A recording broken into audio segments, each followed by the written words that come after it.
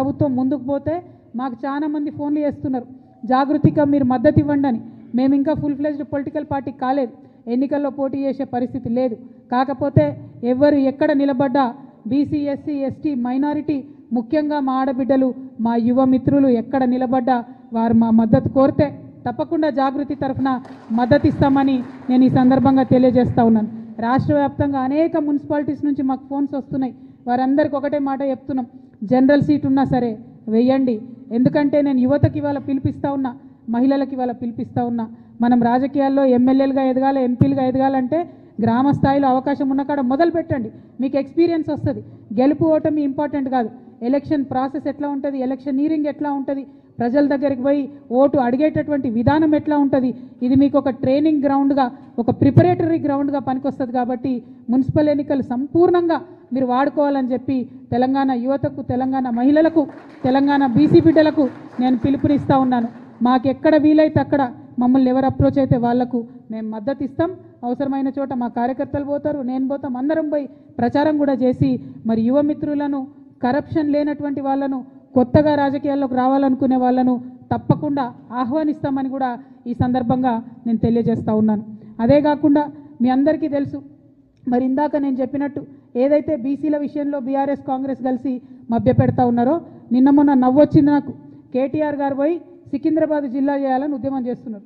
10 ఏళ్లలో సికింద్రాబాద్ జిల్లా చేయమని అడిగినటువంటి వాళ్ళందరినీ కూడా అణచివేసి జైళ్లలో వేసి విస్మరించి ఇవాళ మళ్ళా కొత్తగా పోయి సికింద్రాబాద్ జిల్లా చేయాలని కేటీఆర్ గారు మాట్లాడుతూ ఉన్నారు. నేను ఒకటే చెప్తా ఉన్నాను, రేవంత్ రెడ్డి గారు జిల్లాలు పునర్వ్యవస్థీకరణ చేస్తామని చెప్పి మాట్లాడుతున్నారు. కానీ మనందరికీ తెలుసు, జనగణన చేస్తున్నటువంటి కేంద్ర ప్రభుత్వం జిల్లాల పునర్విభజన పైన పాబంది పెట్టింది 2027 వరకు. అయినా సరే రేవంత్ రెడ్డి గారు నేను పునర్విభజన అని మాట్లాడుతున్నారు. అది ఇప్పట్లో కాదు. కానీ జాగృతిగా మేము డిమాండ్ చేస్తూ ఉన్నాం, జిల్లాల పునర్విభజన ఎప్పుడు జరిగినా సికింద్రాబాద్ని ప్రత్యేక జిల్లాగా ఏర్పాటు చేయాలని చెప్పి మేము డిమాండ్ చేస్తూ ఉన్నాం. అట్లానే హుజూరాబాద్లో, వరంగల్ దగ్గర ఒక డిమాండ్ ఉంది. పివి నరసింహారావు గారు ఒక్కరు మన తెలంగాణ నుంచి ఎదిగి ప్రధానమంత్రిగా పోయినరు, వారి పేరు పెట్టాలనే డిమాండ్ ఉంది. ఏదో ఒక జిల్లాకు పివి నరసింహారావు గారి పేరు పెట్టాలని కూడా ఈ సందర్భంగా నేను డిమాండ్ చేస్తూ ఉన్నాను. మరి ఇక్కడ ఇంకొక విషయం, బీసీ నాయకులు, ముఖ్యంగా బీసీ మేధావులు ఆలోచించాలని నేను కోరుతా ఉన్నాను. మనకు కాంగ్రెస్ ప్రభుత్వం మొన్న జరిగిన కులగణనలో తీరని అన్యాయం చేసింది. బీసీల లెక్క తప్పు చేసి చూపింది, తక్కువగా చేసి చూపింది. మరి ఈ అన్యాయాన్ని సవరించేటటువంటి ఒక సువర్ణ అవకాశం కేంద్ర ప్రభుత్వం చేపడుతున్నటువంటి జనగణన ద్వారా మనందరికి కూడా వచ్చింది. ఈ అవకాశాన్ని మనం ఖచ్చితంగా వాడుకోవాలంటే ఏం చేయాలి? తెలంగాణ జాగృతి ఒక ముందడుగు వేస్తున్నది. మా ప్రయత్నం నచ్చితే బీసీ మేధావులు, నాయకులు, ప్రజలు కలిసి రావాలని నేను కోరుతా ఉన్నాను. కేంద్ర ప్రభుత్వం రేపు చేపట్టబోయేటటువంటి కులగణనలో ఏదైతే కులాల పట్టిక ఉంటుందో, ఒక్కొక్క రాష్ట్రంలో ఒక్కొక్క పేరుతో పిలుస్తారు. ఇంకా ఏంటంటే బీసీల సంఖ్య చాలా ఎక్కువ ఉంటుంది. బీసీల ఒక్క కులంలో, ఉదాహరణకు పద్మశాలి కులం ఉంటే అందులో చాలా ఉపకులాలు ఉంటాయి. కుట్ర ఎక్కడ జరుగుతుందంటే పద్మశాలీల సంఖ్య వేరే చూపిస్తారు, పద్మశాలీల ఉపకులాల సంఖ్య వేరే చూపిస్తారు. దానివల్ల బీసీల సంఖ్య, కులాల సంఖ్య తగ్గేటటువంటి ఆస్కారం ఉంటుంది. కాబట్టి ఒక అధ్యయనం చేపడుతుంది తెలంగాణ జాగృతి. త్వరలోనే ఒక రౌండ్ టేబుల్ కాన్ఫరెన్స్ కూడా పెట్టి అందరినీ కూడా మేము పిలుస్తాం. ఒక సమగ్రమైనటువంటి నివేదిక తయారు చేసి కేంద్ర ప్రభుత్వానికి కూడా మేము ఇస్తాం. రేపు కేంద్ర ప్రభుత్వం మన రాష్ట్రానికి వచ్చి ఇంటింటికి తిరిగి కులగణన చేసేటటువంటి సందర్భంలో బీసీల సంఖ్య సరిగ్గా రావాలన్నా, అగ్రవర్ణాల్లో ఉన్నటువంటి అనేక ఉపకులాల సంఖ్యలు సరిగ్గా రావాలన్నా, ఎస్సీలలో ఉన్నటువంటి అనేక ఉపకులాల సంఖ్య సరిగ్గా రావాలన్నా, ఎస్టీ ఆదివాసీ తెగలల్లో ముఖ్యంగా ఇప్పటికీ సర్టిఫికెట్ రానటువంటి ఎన్నో తెగలు ఉన్నాయి, వాళ్ళ సర్టిఫికెట్లు, వాళ్ళ కులాల పేర్లు సరిగ్గా రావాలన్నా, బీసీలలో ఉండే సంచార జాతుల యొక్క కులాల సర్టిఫికెట్లు, పేర్లు కరెక్ట్గా రావాలన్నా ఇప్పటి నుండే మనం అధ్యయనం చేయాలి. వాస్తవానికి ఈ పని రాష్ట్ర ప్రభుత్వం చేయాలి. కానీ నాకు గుంపు మేస్త్రి గారి మీద నమ్మకం లేదు. మొన్ననే బీసీలను మోసం చేసిండు, మొన్ననే మన సంఖ్య తక్కువ చేసి చూపించిండు, మొన్ననే మన సంఖ్య తగ్గించాలని చూసిండు. కాబట్టి ఈ అధ్యయనం ఒక బాధ్యతాయుతమైనటువంటి సంస్థగా జాగృతి చేపడుతున్నది. సమగ్రమైనటువంటి నివేదిక తయారు చేసి కేంద్ర ప్రభుత్వానికి ఇవ్వబోతా ఉన్నాం. అందరూ బీసీ పెద్దల్ని కూడా కలుస్తాం, విద్యావంతుల్ని కలుస్తాం, వారిలో ఉండే మేధావి వర్గాన్ని కలుస్తాం. ఏ కులంలో ఏ ఉపకులాలు ఉన్నాయో ఆ పట్టికేందో తీసుకుంటాం, ఏ ఏ పేర్లతో ఉన్నాయో తీసుకుంటాం. దీనికోసం మా వంతుగా ప్రయత్నం చేస్తాం.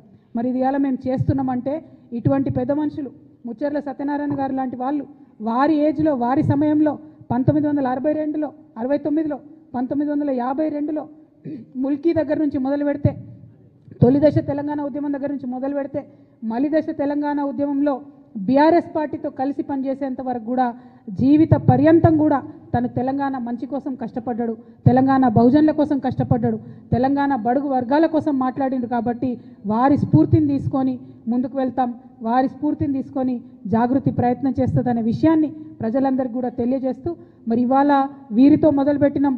ఇంకా ఎవరైతే మన తెలంగాణ మూమెంట్లో అన్సంగ్ హీరోస్ ఉంటారో వాళ్ళందరి జీవితాలను కూడా వారి చరిత్రలను కూడా నిక్షిప్తం చేసే ప్రయత్నం చేస్తామని తెలియజేస్తూ మీ అందరి దగ్గర కూడా నేను సెలవు తీసుకుంటా ఉన్నాను.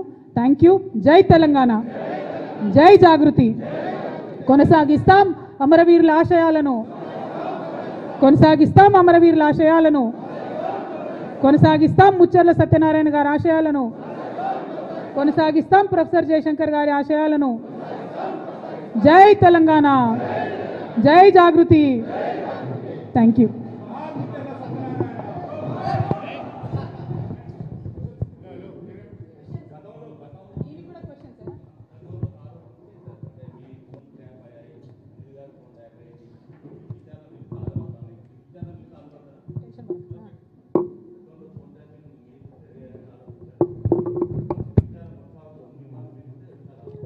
నేనేమంటున్నా, బోల్డని విచారణలు చేసింది ఈ ప్రభుత్వం, రిజల్ట్ ఏమొచ్చింది? ఒకటి. రెండు, మున్సిపల్ ఎన్నికల టైంలోనే ఎందుకు విచారణకు పిలుస్తున్నారు? మున్సిపల్ ఎన్నికల టైంలోనే ఎందుకు షో చేస్తున్నారు? ఇప్పుడు పబ్లిక్ అటెన్షన్ ఎందుకు డైవర్ట్ చేస్తున్నారు? ఎందుకంటే బీసీలు అడగద్దు, 42% మాకు ఎందుకు ఇవ్వాలని అడగద్దు. హైదరాబాద్ మహానగరంలో చాలా నగరాలలో ఎంత రిజర్వేషన్ వచ్చింది? 31% వచ్చింది. కొన్ని చోట్ల 36 వచ్చింది, కొన్ని చోట్ల 37 వచ్చింది. అంటే 42 మాత్రం ఎక్కడా కూడా రాలేదు. ఆ 42 అడగొద్దు అనేటటువంటి ఉద్దేశంతో ఎన్నికలు అనేటటువంటిది మున్సిపల్ కేంద్రాలలో జరుగుతున్నాయి కాబట్టి మరి ఫోన్ ట్యాపింగ్ అనే విషయం ఎక్కువ పట్టణ ప్రాంతాల్లో ఈజీగా అర్థమవుతుంది కాబట్టి ఆ అడ్వాంటేజ్ తీసుకోవడానికే ఇవాళ విచారణకు పిలిచిరు తప్పితే ఆ విచారణ తుదముడుతుందని కానీ